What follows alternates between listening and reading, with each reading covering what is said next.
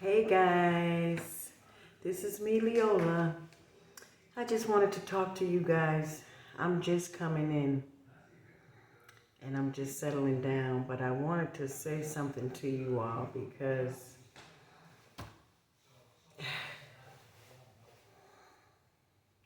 I'm not even going to go there. I'll tell you what, I will say this. I'm not the type of person that brags. I don't have time for all that. I really don't. That's not me at the end of the day. But I'm also not somebody that you can just threaten. And I'm not. That's just me. I'm not afraid of anything. I've said that before, and I don't have to keep saying that. You know, God is uh, who is sufficient for me. Okay, so let's get that straight. That's it. But anyway, I wanted to come and talk to you all. And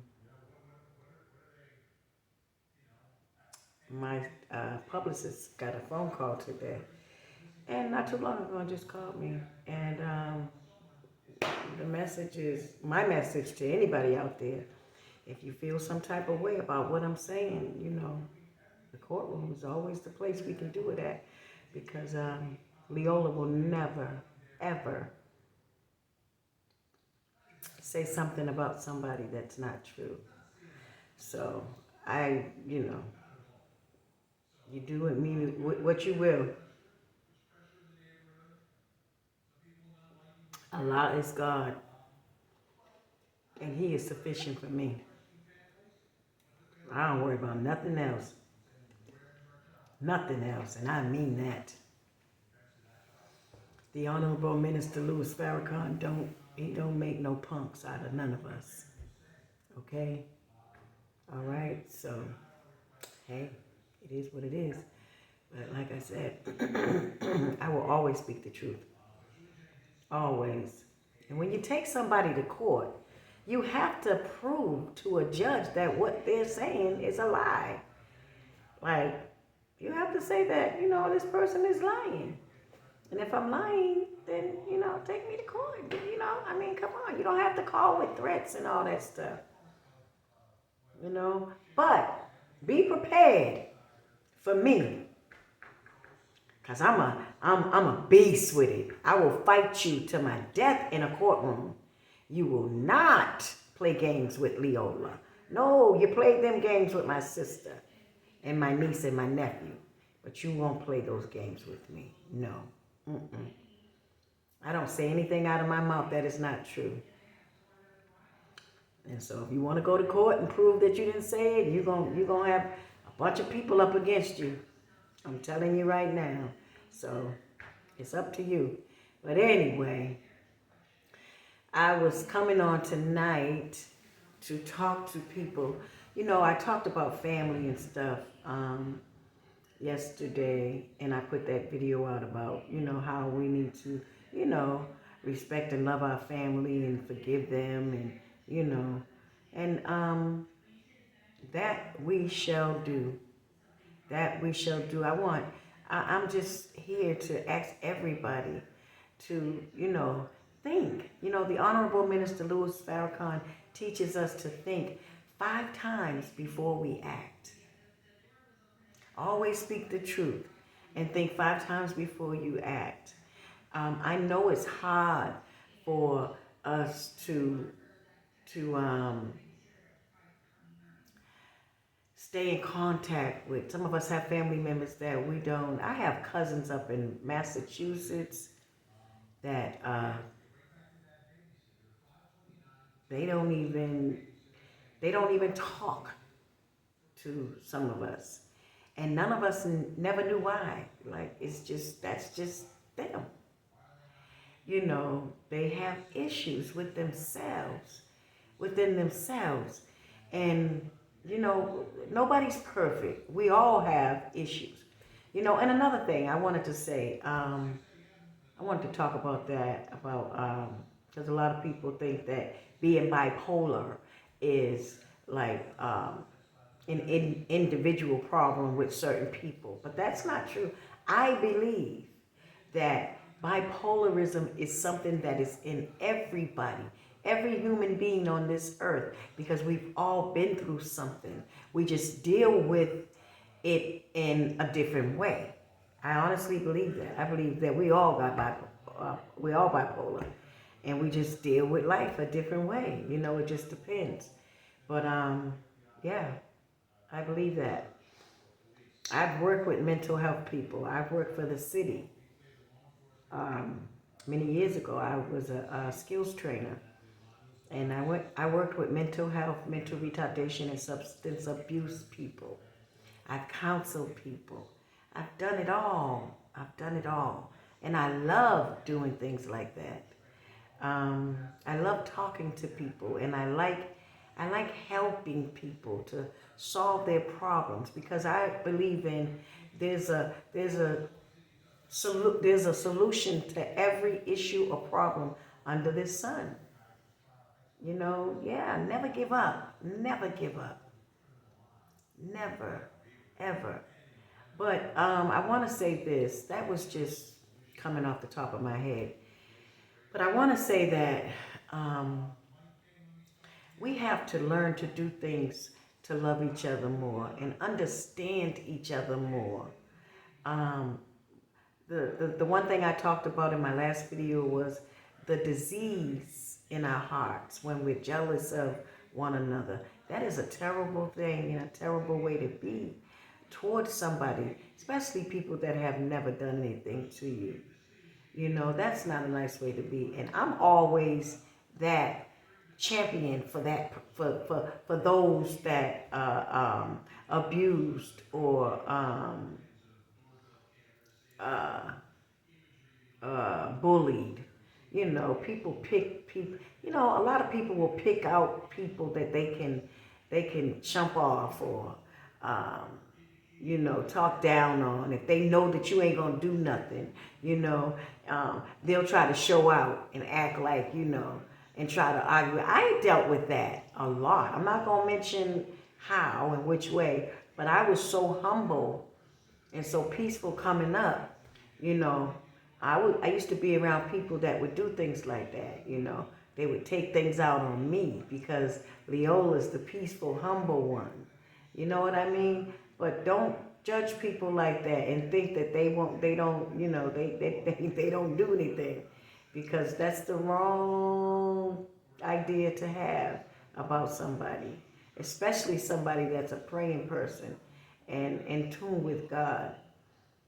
You know, gosh, there's so much I want to say to you all, but the subject right now is not just family, but I wanted to say, and this is a message to the entertainers out there as well. Matter of fact, I'm going to make this an entertainer's video. This is a message for the entertainers. Be careful. Be careful who you have around you. Be careful who you choose to call your friend. Yes. Be careful who you choose to call your friend, because everybody ain't your friend. Everybody that smiles in your face and says they're your friend, I guarantee you, they ain't not. Most of them ain't even loyal. Most of them ain't loyal. People are so two-faced today. They'll smile in your face and then they'll turn behind your back and they'll stab you in the back. They'll talk about you. Oh, I ain't really that person's friend, or this, you know. People are, they're funny like that, you know, and I don't know, I never knew what people get out of that. I don't like talking behind somebody's back. You know, if you my friend, you my friend. And we ain't even got to see each other all the time. You know, but don't do that. That's bad when you go and talk about somebody and you smile in their face and they thinking that you their friend. But what I'm trying to say all together is be careful, entertainers, who you have up around you, because you know there's a there's something going around. A lot of people are saying that people are putting, spiking food and drink.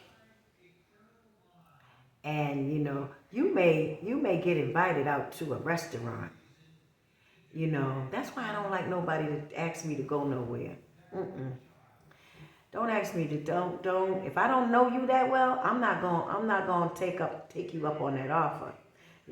Oh, I want to take you out to a nice restaurant.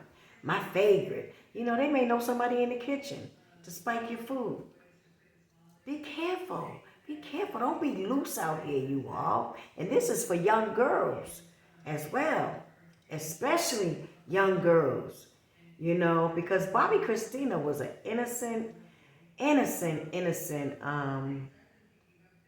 young lady that really didn't have much knowledge on people out here. She wasn't from the streets. I mean, I'm from the streets. I've been in the streets. I've been in the music industry. I've been everywhere. And I've learned a lot. And it makes you want to, stay back when you love God. After I did my tour with my brother, and I sang backup for Bobby for a couple of years. 92 to 94, we did a world tour, the Humping Around World Tour. But after that tour, I was ready for God. I came in the nation after that. I was like, I saw a lot of things. And I was like, you know what? I want God. I don't want to be a star like this. I didn't want that. I didn't. I wanted it in the beginning. But afterwards, I was like, it's too dirty. Too many backstabbers. People are ugly. Everybody's scratching to get to the top. And they want to kick you on the way up. And, and just, people do all kinds of things to make people dislike you. You understand what I'm saying? And I just thank God. I thank a lot that I survived that tour.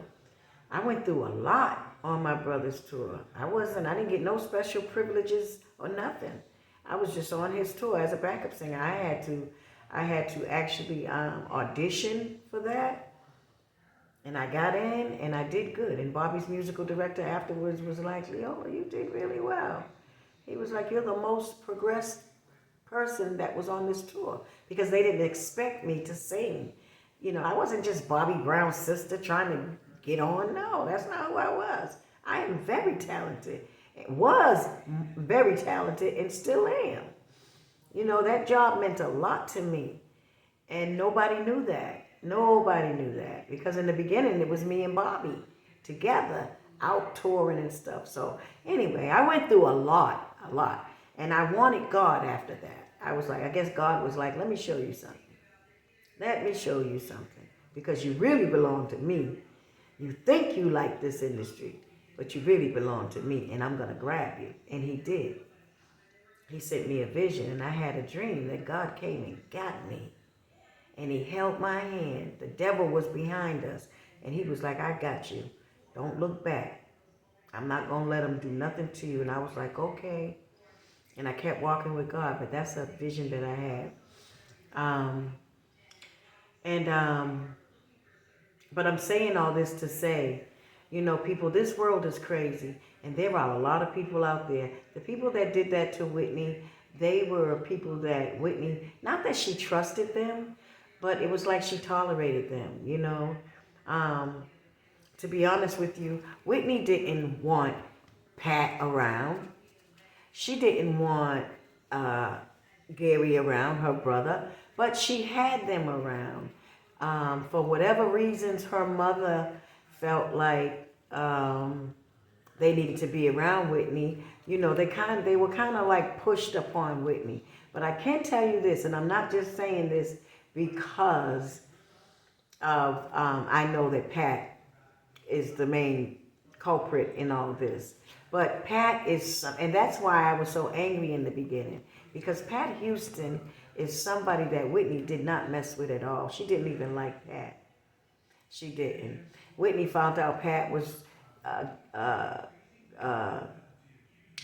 taking insurance money from her, and that's why she changed her will and said she changed her will the last minute and said anybody that is that owes any monies or any, to any companies that have used my name or something like that, she said, I'm not paying it back. Because Whitney told me out of her own mouth that she believed that Pat was the one that had taken out insurance policy. Anyway, that's another thing.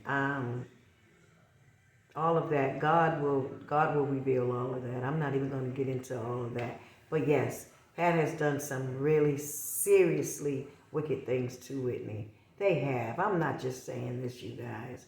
But I want you all to be smart and just think back. Whitney never did all the things that is going on right now. Look at what's going on. Whitney's gone.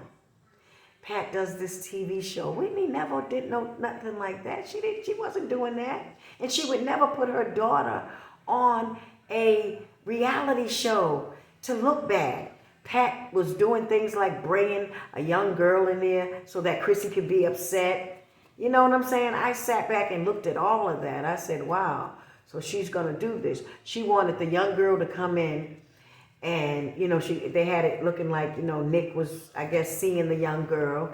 And then Chrissy was sitting somewhere sad by herself. Pat did all of this while Chrissy was mourning her mother. You understand what I'm saying? It was all about the money for Pat. And then she tried to have the cameras focused on her. Like, you're not even somebody Whitney even communicated well with.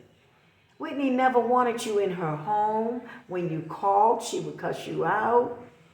You understand what I'm saying? And the only reason why there's pictures out there of Whitney and this woman, in the end, when right before Whitney's death, you see pictures of Pat around. See, they did that. They got up around Whitney because they knew. I don't know what they did to tell Whitney to bring Pat with her, but she did. You understand?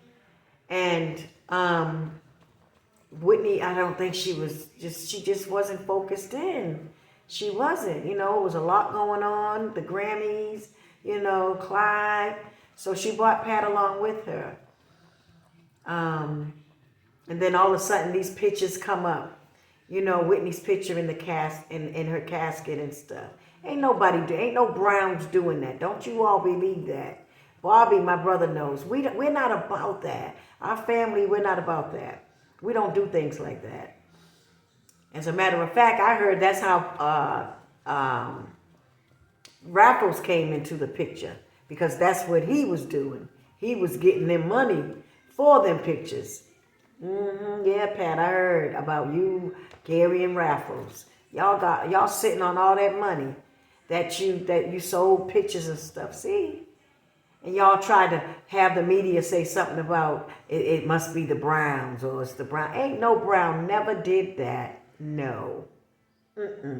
No, and you know that. You know that, but that's okay. God reveals everything in time. He does. He does. He does. But I don't know. I'm getting the feeling that Whitney and Bobby Christine is getting some justice now.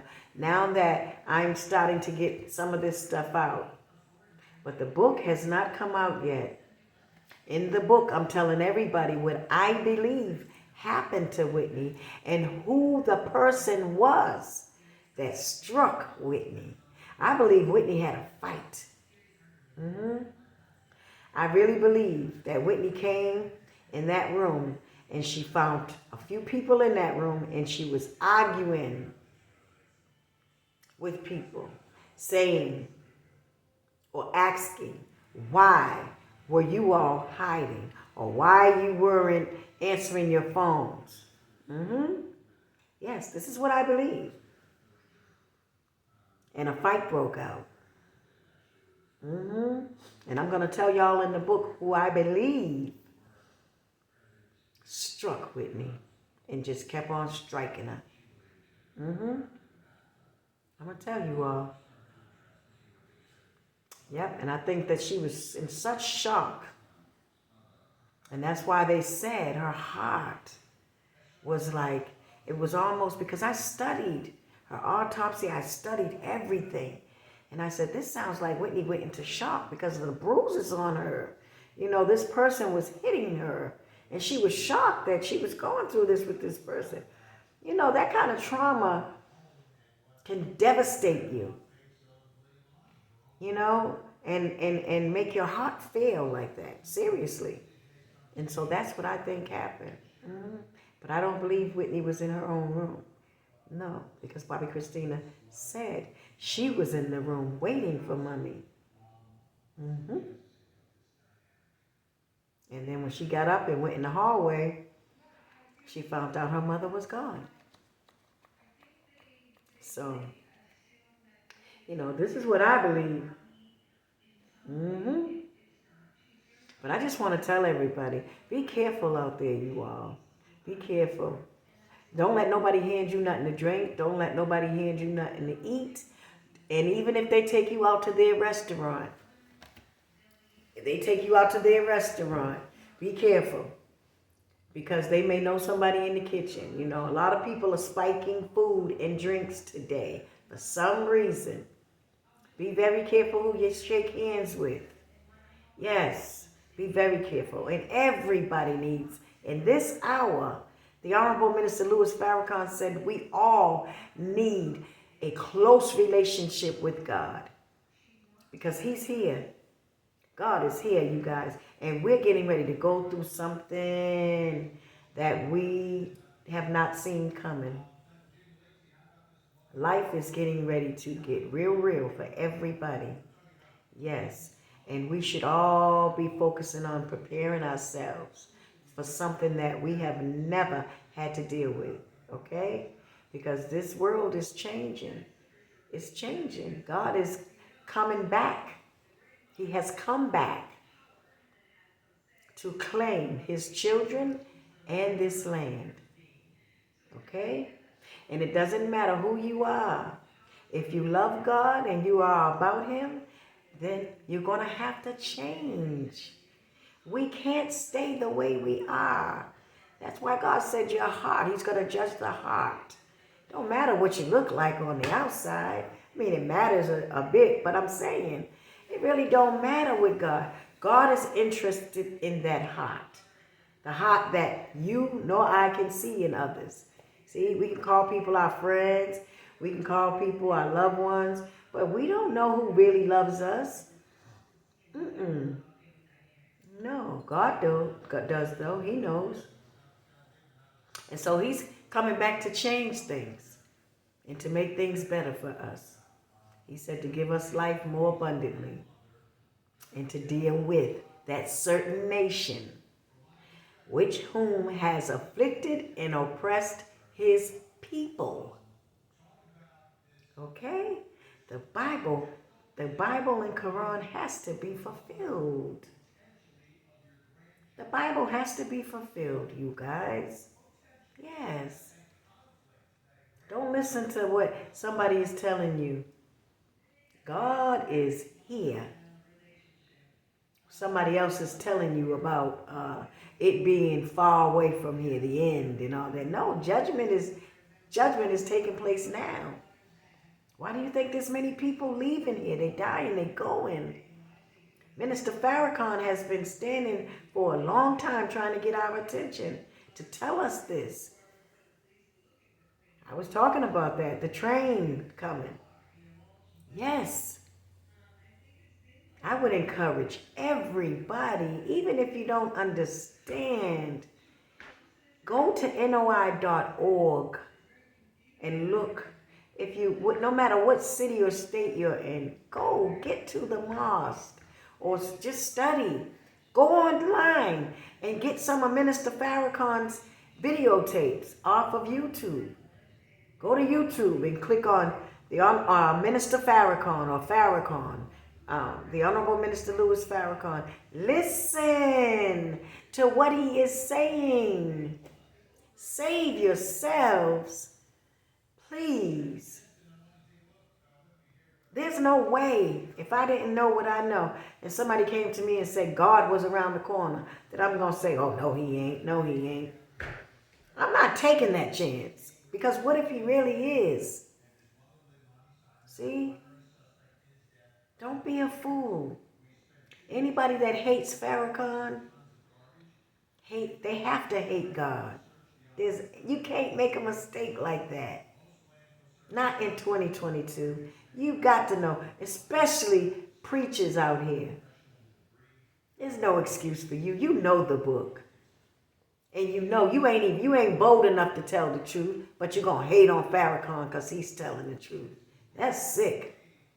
That's sick. So see, it's all about the money with most of these pastors and preachers, and they're leading people the wrong way. Oh my God. They're leading you all to hellfire. I'm telling you. I am telling you. I bear witness that there is no God but Allah. And Muhammad is his messenger. Minister Farrakhan has that truth in his mouth. You all got to listen to him. And stop the nonsense of being biased and thinking that what he's saying ain't real. Yes, it is. Just because you ain't never heard what he's saying. The Bible already told you that the truth is going to set you free because they knew we was going to be lied to for so many years. Wake up, black people. Can't you see? Oh my God, it's not that hard to understand. Y'all just love this wicked world so much, you don't want to leave it alone. But you know, the Bible also says, God said his yoke is easy. It ain't that hard trying to be right, do right, and coming to God. It's not hard. He don't ask you for much. He doesn't. He knows we're not perfect. He knows that. He said, I only ask you to strive. Because he knows we're in a wicked world. So he asks us to strive. Just strive to be right. That's it. That's all we got to do. And treat others as you wish to be treated. Eat the right things so that you can keep your body healthy.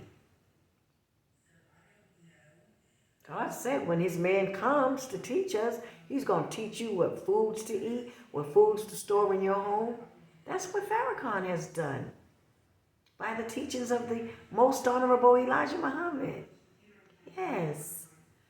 Everything that the book said he was going to come and do, the most honorable Elijah Muhammad has done it, and the Honorable Minister Louis Farrakhan has done it. And the Honorable Minister Louis Farrakhan is that man that is to sit in the most honorable Elijah Muhammad's seat. The messenger said that. He said, wherever you see him, go. Listen to whatever he says, listen to him. Wherever he tells you to go, go. Wherever he tells you to stay from, stay from. He said, but he is the only one that's going to get you over. Yes, safely.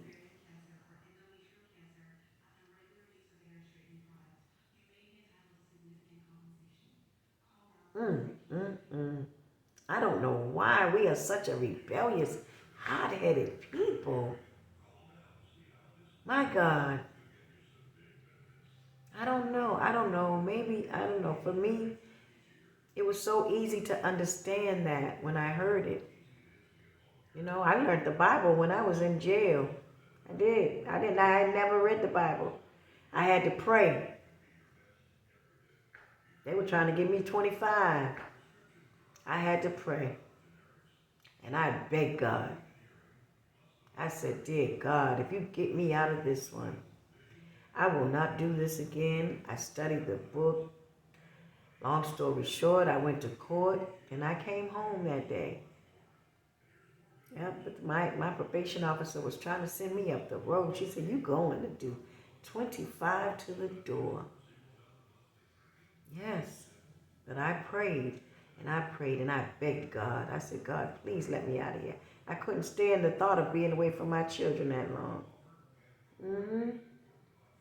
And I ain't going to say I've been so righteous since then, but I have never, I've been trying to walk a straight line. I've been striving. No, and Leola's not perfect. And no, and I never will, and you ain't either. So whoever you are that's sitting behind this camera, I know you saying, oh, yeah, I know you, and you don't know nothing about Leola. Because anybody that knows me, they have respect for me, and they will tell you, Leola ain't never did nothing to me. I don't have enemies like that, because I have never done anything to anybody. No, I have haters,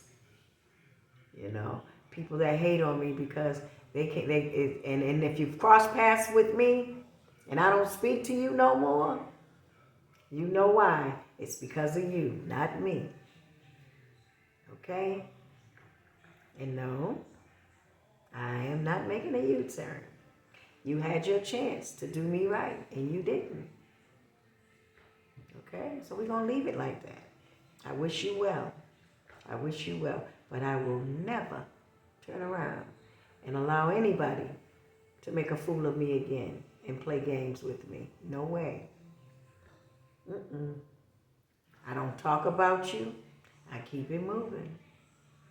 I keep it moving. I'm not giving people my energy today like that. No. No. Because there's a God. And I know when God says he will sit your enemies at your foot, he means that. He means that. God is real. He is not a liar. So I don't worry about anything. But yeah, I wanted you all to understand that. Be careful out here. Be very careful. Be careful who you trust.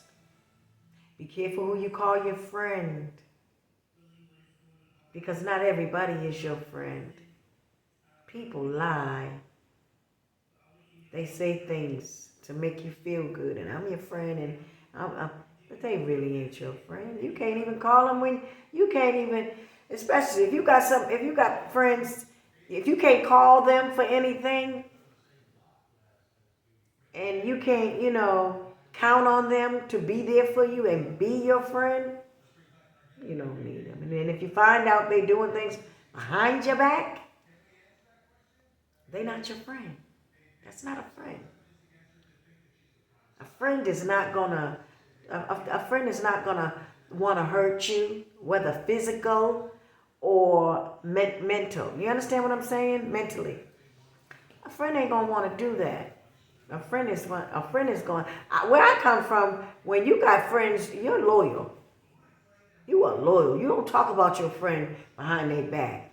Or, another way that you can tell if you got a good friend is if you go around somebody that your friend family members or your friends other friends, and they treat you bad, and they look at you funny and treat you bad.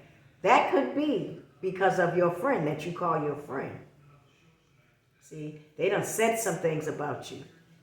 So them people ain't even respecting you or looking at you in that kind of way. So be careful. Be careful. I just wanted to tell you all that. Be very careful. Because Whitney, she was trying to be careful. Be careful. And she was okay when she was married to Bobby. I was working for her. She was okay. Whitney was protected.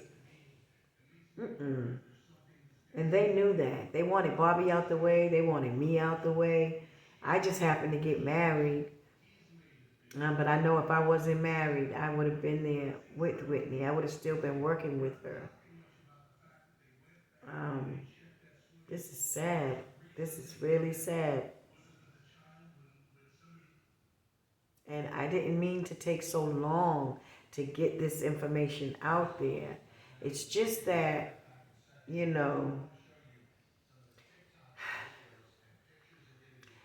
after I wrote my book, it was like God was holding my hand saying, wait, I want you to see something, because people were still talking, they were doing things, and I guess he wanted everybody to come out and do what they did, like Ray J. Ray J, you could see tapes and videos, I don't know why I always say tapes, videos of him saying things about how he wished things were different with Whitney and this and that. I really think Ray J knows now that Whitney, you know, I guess from the things that I've said about him, he's angry about that. So that's why he's saying now, oh, I didn't like her. Yeah, she was on drugs. She was on drugs when I wanted her to be and all that. When you wanted her to be? What you mean by that? You see, I believe Ray J spiked Whitney's drink, you guys. I believe that Ray J was in that hotel, him and Nick. They were running around because I believe they used that room, Bobby Christie's room and Nick's, because I'm sure Bobby Christina's room and Nick's, they were adjoining rooms. You understand what I'm saying? That's what Whitney did when she went on the road. And so where would they hang out at? You can't hang out in Whitney's room because she ain't going to let that go down. Right? Pat's not going to let that go down. You can't hang in her and Gary's room either. So what other room is there? There's Chrissy and there's Nick. And they're younger. So that's where Ray J hung. Brandy Burnside. You understand what I'm saying? And then Gary would sometimes come in that room too. Because there's Get High in there. So Gary in the room. Nick. Ray J. Brandy Burnside. God knows who else. And stuff is going on. You know, people are moving around, doing things to Chrissy. Because when Chrissy, don't forget, I said Chrissy, when she got up to lock her deadbolt that day. See, and why was she by herself? Because she said she had breakfast and lunch. She said, I ate earlier. She said she had ate earlier. And then after she ate, she felt woozy. She felt sleepy. And because she felt sleepy, she went to get up and lock her deadbolt. See, Chrissy didn't realize. I'm saying to myself, my niece didn't realize that somebody spiked her food. So by the time she got to her door to lock it, that was all she could remember. And see, I was like, dear God, what happened? What happened? What happened? What happened to her afterwards? Because she said when she came out that tub, she couldn't find none of her clothes. None? All her clothes were gone that quick? And Pat and Gary, I'm sure, Whitney wouldn't let Pat and Gary were over. They were the only ones that could even probably touch Chrissy's clothes. I'm sure Whitney had it like that. You know, with them being there, the only ones there of her so-called family members. Chrissy said, I couldn't find not even my suitcase. It was gone. What? And she said that her floors were soaking wet. From the bathroom, from the tub, all the way over to the door. Wet, wet, wet, wet, wet. What were they doing? I'm like, wow. And then people just standing over her, looking at her. They ain't even trying to help her get out, she said. She said, no, and she's just throwing up all this water. See? But she survived that. You understand what I'm saying? So I'm thinking that she went to her mother's room, ran down there, and then her and Whitney were talking, and that pissed Whitney off. And Whitney's calling everybody. But ain't nobody answering the phones because they know what she wants. Yeah. Didn't Pat say she didn't answer Whitney's calls when she was on Oprah? Ray J say he regretted the phone calls? Pat, is that why you didn't answer Whitney's calls?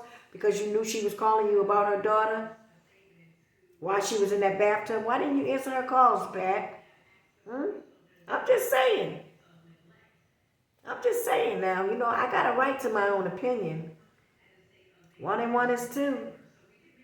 You got on Oprah and said, I didn't answer her calls all that day. And that adds up to me. That makes sense.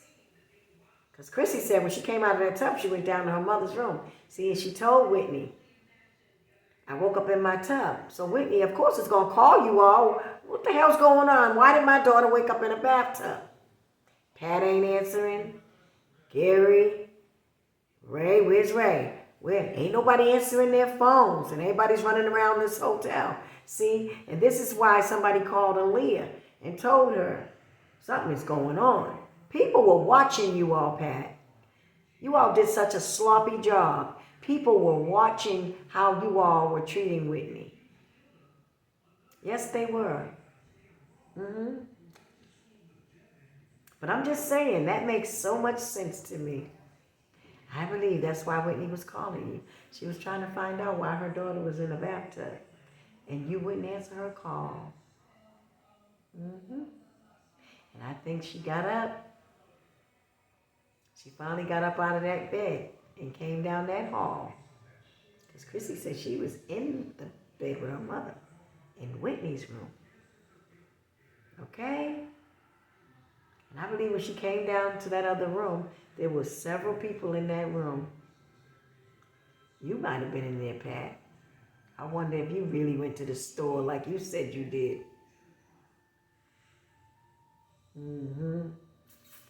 I don't know, but I'll tell you what. It makes so much sense to me. It makes so much sense to me. And I think I knew who was fighting her. I think I knew but I think it was more than one too. I think that somebody was holding her. Y'all was fighting and people was, y'all was all trying to get rid of her at the same time. So yeah, you know how you're fighting. Everybody in the room know what's going on but the one person. So if you fighting one person and the other person grab you acting like they trying to stop you, but they really trying to hurt you. You know what I'm saying, you guys? I believe that's what Whitney was going through. Somebody was grabbing her arm because her foot was messed up, her back, chest, arm. I mean, she got scars everywhere. I'm like, damn, she was jumped. Lip all messed up, her fingernails were chipped. Where she was like fighting, scratching, holding, pulling, and a lot of that was going on. Yeah, but that makes sense to me, Pat. Yep. I said, you sat on Oprah and said you wasn't answering Whitney's calls. I knew it had to be for a good reason. Why wouldn't you answer her calls? Y'all are there you're there for the Clive Davis event, the Grammys, and then you sat there and lied on Whitney and said she was doing an infomercial for you. So why wouldn't you answer her calls if she was doing all that for you? Yeah, see, I knew you was lying. I don't even believe that. Whitney wouldn't do none of that for you. That don't even sound like Whitney. But that's you trying to make the world think that you had a relationship with Whitney like that, and you did not. No, ma'am. I will not let you get away with that. You're not going to get away with that. But I really think that's why Whitney was calling your phone. She wanted to know why her daughter was found in that bathtub. And you all didn't want to answer her. So she got up and came down that hall and came in that room. And she was arguing with several people in that room. And my sister ended up dead. And I believe I got it right. I don't know. But I believe that Allah has given it to me. I had to do all my own research and homework and listen to all of you all. I've been watching you all for so long, listening to your videos and stuff. Ray J, I regret all the missed phone calls. Whitney was calling his phone. He wasn't answering. Whitney finally got the nerve up and walked up on Brandy and Monica and handed Brandy something and said, yeah, all y'all ducking me, but give that to your brother. I got it. Yeah, she was trying to find out why Chrissy was in the bathtub. Why y'all, how was she found in the bathtub under you all's watch? That's what Whitney was trying to find out. Yeah. So I think I got it. Like I said, I hope all of you all repent. I hope y'all repent because that was an ugly thing y'all did to my sister. That was ugly. You don't do that to somebody. You don't do that to somebody. And then after you do all that you do to Whitney, Pat, and I know for a fact that you hate Whitney with a passion. I know that, Pat. That doesn't feel good to say because that is your sister. But I know that about you. The world don't know that. You're fooling some people in the world. They don't understand They don't know how Whitney's relationship was with you. And they don't know the things that you did to Whitney. They don't know that. But I do. My family does. The Houstons know. But nobody's saying anything for whatever reasons they have. And that's okay. It's okay. Because if nobody else has Whitney and Chrissy and little Bobby's back, I do. I do. With the help of Allah. With the help of Allah, I do. And if it is the will of Allah, if it is the will of Allah, I intend to put this book out and let everybody know the truth. What I feel is the truth, and what I believe is the truth. And I have that right. I have that right. And I won't rest until then. But that is wrong. You should never do that to anybody. Never. We as black people we have to bow down, and we have a lot of work to do on ourselves before we can even, and we go to church every Sunday. Some of us go to church and we think that we really think, see, these preachers ain't telling y'all, God, yes, you can come to God any kind of way you are, but we can't remain the way that we are. And the Honorable Minister Louis Farrakhan teaches us, you can come to God any way that you are like, but you cannot remain that way. No, and stay in the favor of God. And it makes so much sense. We have to change, people. We have to, for the better, to be better people, to be better sisters, better daughters, better mothers, better fathers.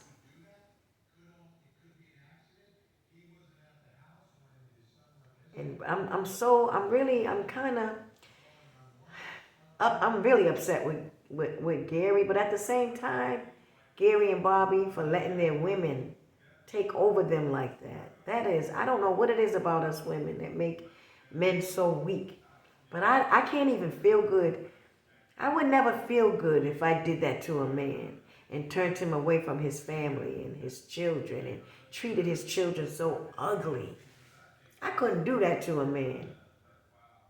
Men have to know that when women do that, they can't love you.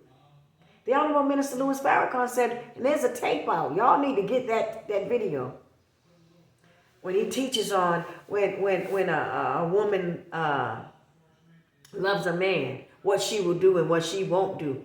And brothers, you all need to know, when a woman can treat you like that and act like that, she can't love you, because she loses respect for you when you show your weakness like that by allowing her to do those things. She can't love you. She will never love you. I would never love a man that allows me to push over him. I don't want no punk. No, I want a man that's gonna be a man. And when I'm out of place and out of pocket, he telling me, no, you shut up, sit down, or don't. But I'm not gonna wear the pants in a relationship. No, I'm not gonna respect a man like that. I want my man to be strong. Don't take nothing from nobody, not even my family. No, I don't want no weak man. My man gotta be strong. And I would never do that to him. Every day that I wake up, I'm gonna do something better. Something much better. Even when I was married before, I used to ask my ex all the time, am I a good wife? Am I a good wife? He always said I was. Never told me I did anything wrong. So I'm not that kind of woman. No. No. You can say a whole lot about Leola, but when it comes to being a good woman, I have always been a good woman to a man. because I believe in that. No, I'm never going to turn a man away from his family, his mother, his father, his children, and treat his children wrong. That is so ugly. It's very ugly. Anyway, I wanted you all to know, be careful out there. Be careful, guys. Watch your food and your drinks. Be careful where you go. And even if you're out, I don't go out. I don't party. I don't go to clubs. I don't go to, my thing is, when I want to have entertainment, I have entertainment at home, or I'll go out to a nice restaurant. And, but I don't go to clubs, and I don't party like that. But when you want to party and hang out, if you were to go to the bathroom, don't leave your drinks on a table and come back and don't ask nobody to watch your stuff for you. I know a lot of people that have, to this day, they are not together. They don't have their drink was spiked. They came back to pick it up, drunk it, and they have never been the same. You don't want that to happen to you. Don't do that. Pour it out and get you another one, or push it to the side. Don't ever go and leave your drink and come back. And I don't care if you trust the person. Don't do it. Don't do it, because you don't know who's going to spike your food and drink. People may say they are your friend, but no, you don't know who's your friend. You better ask God. Sometimes it's good to fast for 3 days and ask God to show you who your real friends are. He'll show you. But when he does, you better listen. Take heed and don't play with it. Don't play with it. I just wanted to say that, guys. But Leola will be back. I'll be back with more. I just had that on my mind. I just wanted to come on. I just came home. And I'm just winding down. And I just wanted to say that. I love you all.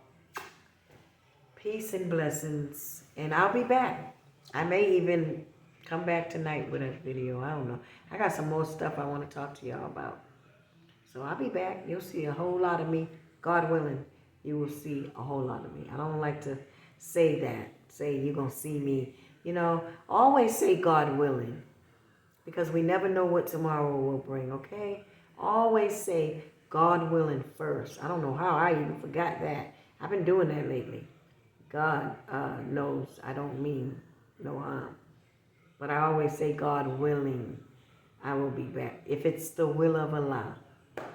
All right? Okay, guys. Peace. Peace and blessings.